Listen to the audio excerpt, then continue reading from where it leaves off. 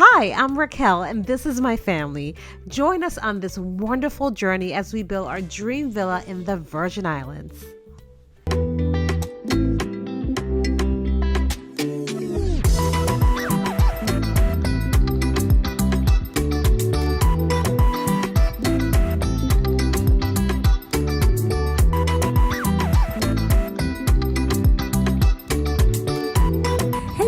Welcome back. So today we are doing something a bit different. So as you can see, I'm in the airport. I'm actually about to board a flight back home. My husband and the kids actually just went to use the bathroom, but when they come back, we are headed to St. Thomas. So we're actually going to St. John. I am starting a new series here on my channel, and it's all about my husband and I and how we just purchased a plot of land back home in the Virgin Islands. So we are going to tour the land for the second time. We actually just closed a couple days ago via Zoom, and now we're actually going to finish the process home, meet with the architect, and just see what's going on. So stay tuned because I'm going to tell you all about this process. Tobacco is not allowed on any Delta flight. Federal law prohibits tampering with, disabling, or destroying restroom smoke detectors. There are 10 exits on this plane.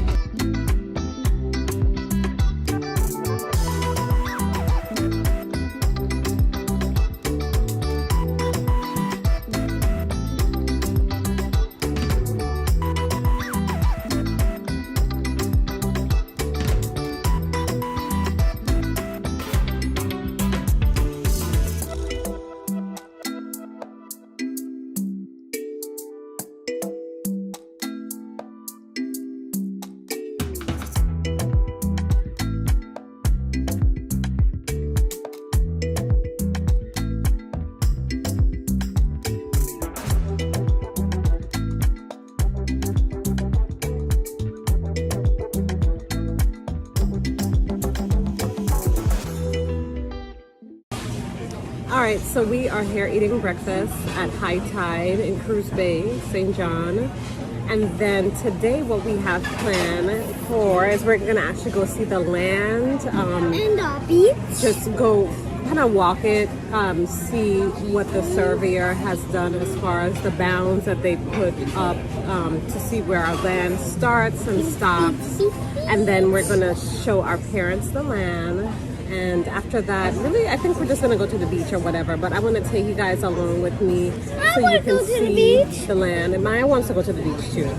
She doesn't care anything about land or building or construction or anything. She just wants to go to the beach. Why do you want to go to the beach so bad? You were just here in July.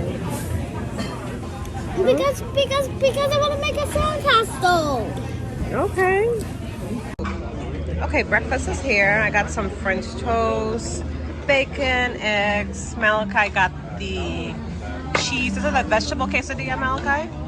Vegetable and cheese quesadilla. Maya is eating eggs and French toast. And Peter is eating, what do you have, babe? Chicken and waffles. Chicken and waffles. And then that's a breakfast meal. Yeah, a little brown. Yeah, I think it's a little overcooked, but other than that, everything looks great, especially my French toast and my mimosa. All right, guys, so we are here by the land. I am so excited. So we are just taking a walk, surveying the land. We saw it one time before we actually made the purchase, but we were in Georgia when we were doing everything. So this is the first time that we're seeing it since we actually closed on it. So Maya and I are on top of the land. Peter and Malachi have walked down. They're looking at the trees, where the bound post is, what the surveyor did before we closed. And they there's flags here that shows the bounds of where the land starts and stops. So Peter is checking that out. I am on top. I've decided not to walk the land, even though it's not really steep. I don't want to go down there. And also I have Maya with me, so we're pretty safe here on top of the road. But I'm gonna show you, I'm gonna turn the camera around so I can show you guys where it starts and stops. So here it is. So it starts from this pole, and we are about on an acre of land here on St. John. You can't really see the view because the trees are in the way, but once we start excavating, you'll actually see the amazing ocean view that we have. But what I'll do is I'll insert a picture of where the neighbors, the picture of the neighbor's view, so you can kind of get an idea of how our view was going to look. But anyways, it goes from that pole all the way down, not even from that pole, but all the way down to the other pole at the end of the road. So it's a pretty big lot. We'll probably not build on the whole lot, but we'll be you know, potentially building at least half of it, or maybe even less. But the guys are coming back up, and yeah, we are just here checking it out. All right, so I'm gonna show you guys the view. This is from the neighbor side, but I think we're gonna actually get the brunt of it once we start clearing. But if you can see through these bushes here, and you can actually see the ocean, it's gonna be so beautiful once we're cut down and excavated. Hey guys, we're making some. I'm making a sea salt in my mommy. What are you making? A crab? Yeah. Mommy making a crab, so we're making something. And Mom, you can make a boat too. Really? Yeah, let's make a boat. Ooh, there's a starfish too. A duck, turtle. Ooh, that's all. You already used that one. Yeah. You do the crab.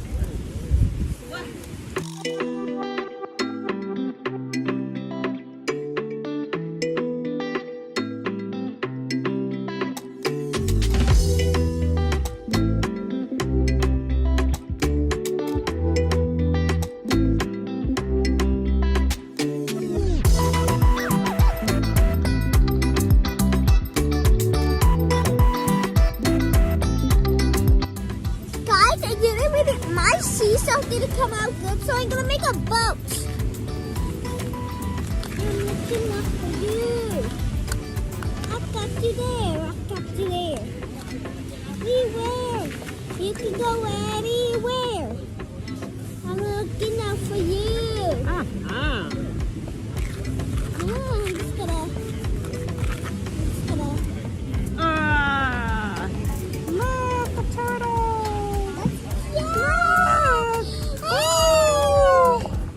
We have a crab. I made and a a turtle. And then we're gonna have a boat that I'm making. For you. Give us a We few have the claps. boats coming out. Ah, perfect! Yay, guys! We got a crab, a turtle, and a boat now. All right, so we just came back from the property, and I promised that I would go over the process on buying the land and kind of how we got to where we're at. So my husband and I knew that we wanted to purchase something back home here, either in St. Thomas or St. John, or even possibly in St. Croix in the Virgin Islands. And I would say November of 2020, my husband took a trip home, and he came home excited about possibly buying a piece of land or something like that. And I was like, oh no, we're not doing that.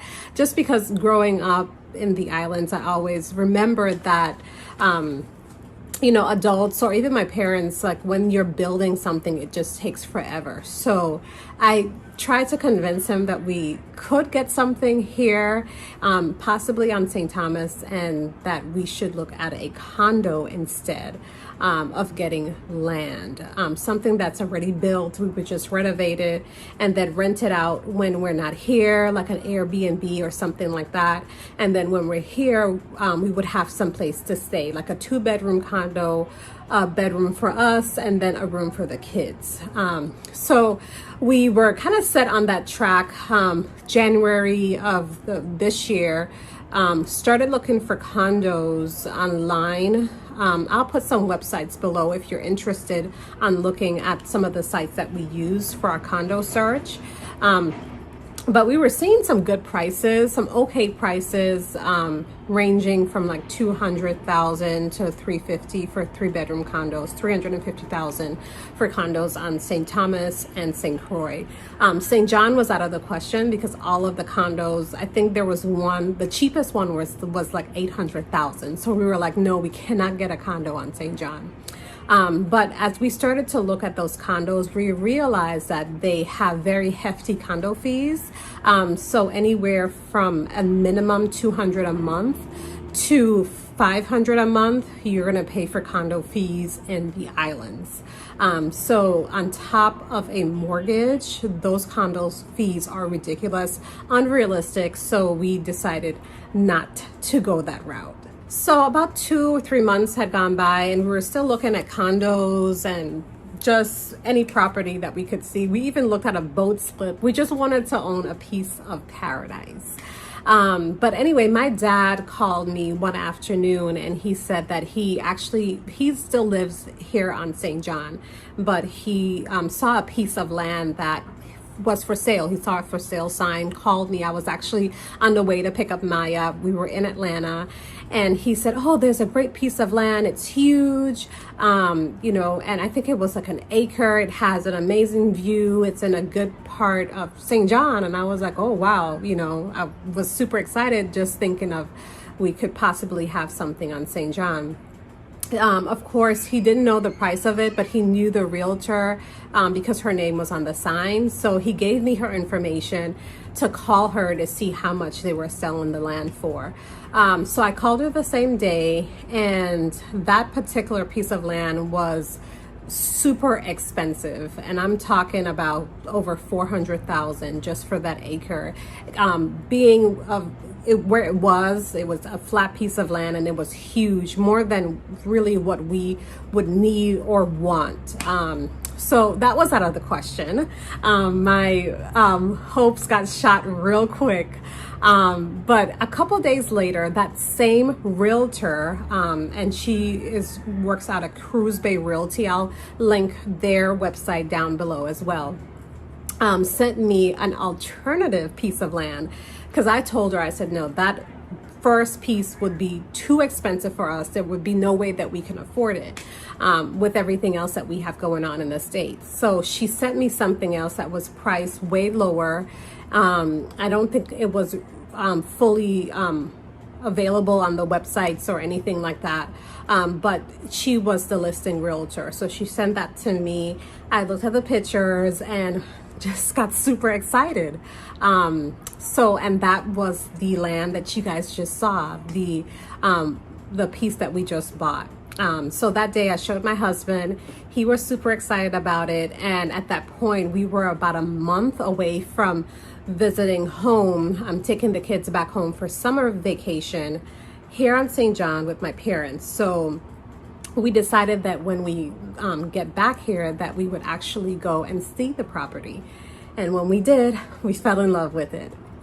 So then the process starts with the bank. So of course, just like most people, we did not have a ton of money sitting down where we could just buy land cash. If you can, more power to you, but we are not that type of people. So we're just not there yet. So we actually contacted a local bank here on St. Thomas. They're actually based in Puerto Rico, and the name of that bank is Banco Popular.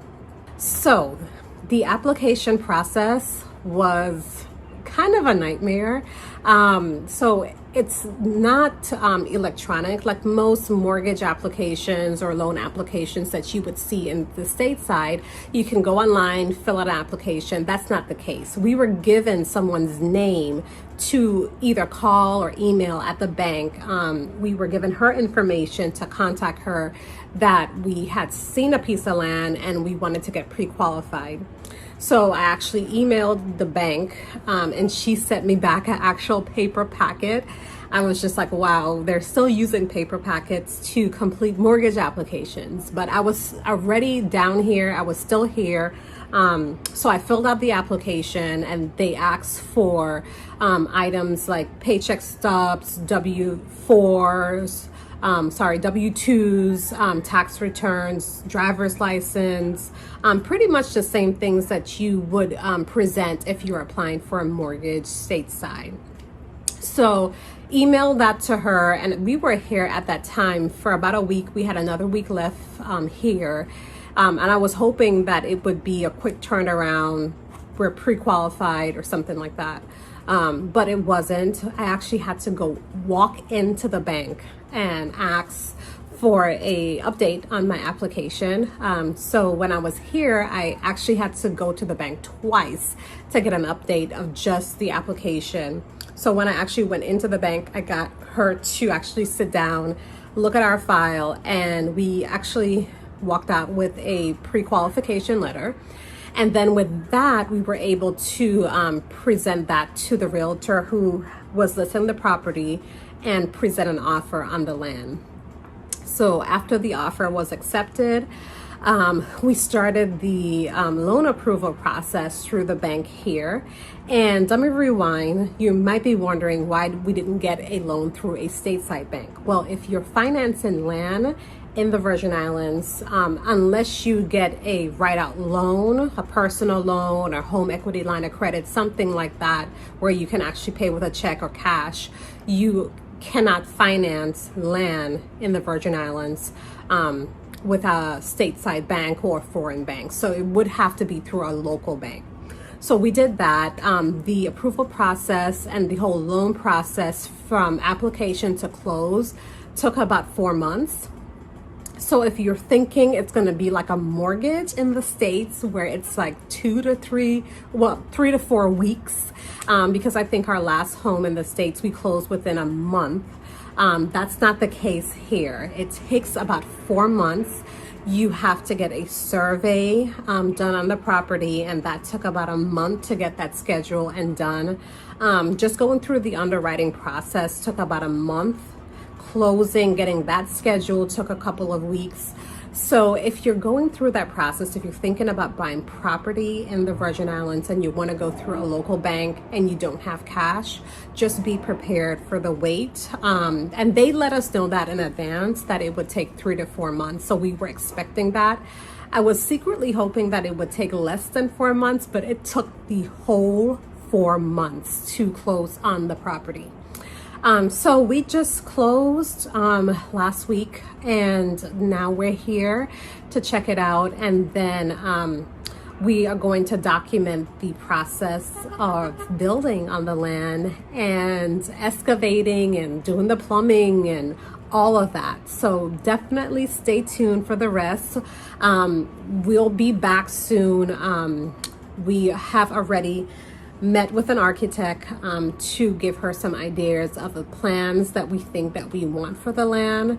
Other than that, after that, I think we have to go through the process of getting building permits and things like that. So Peter and I are new to this. We don't know what to expect as far as cost or anything like that, or the process, and I'm sure there are going to be bumps in the road, but we are going to document all of it. So definitely stay tuned so that you can see where this takes us, where this journey takes us. Thanks for watching, and I'll see you guys on the next one. Bye-bye.